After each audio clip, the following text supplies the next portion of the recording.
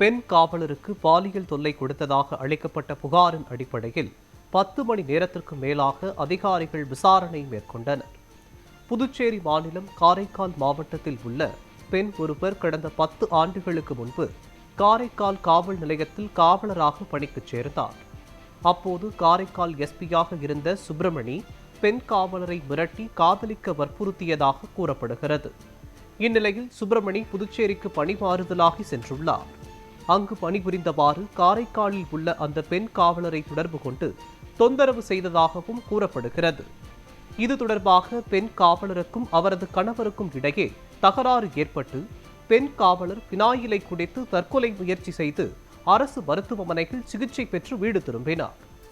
இந்த நிலையில் எஸ்பி சுப்பிரமணியன் மற்றும் அந்த பெண் காவலர் இருவர் ஒன்றாக இருக்கும் புகைப்படங்கள் மற்றும் சிசிடிவி காட்சிகள் மூலம் வலைதளங்களில் வெளிவந்து புதுச்சேரியில் பெரும் அதிர்வலையை ஏற்படுத்தியது. இந்த நிலையில் தனது மகளுக்கு பாலியல் தொல்லை கொடுத்ததாக பெண் காவலரின் தாயார் புதுச்சேரி மாநில டிஜிபியிடம் புகார் மனு ஒன்றை அளித்துள்ளார்.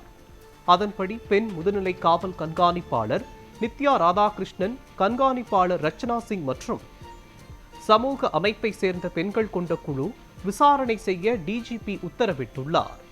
அதன் அடிப்படையில் பெண் போலீஸ் மற்றும் பெண் போலீசின் கணவர், பெண் போலீசின் தாயார் என 3 பேரிடம் சுமார் 10 மணி நேரத்திற்கும் மேலாக விசாரணை செய்தனர். இதில் பாலியல் குற்றச்சாட்டிற்கு ஆளான பெண் போலீஸ் பல்வேறு தகவல்கள் அதிகாரிகளிடம் ஆதாரப்பூர்வமாக கூறியதாகவும், மேலும் பணம் பரிவர்த்தனை குறித்தும் வங்கி பரிமாற்ற ஆவணங்களையும் ஒப்படைக்கப்பட்டுள்ளதாகவும் தகவல்கள் வெளியாகியுள்ளது.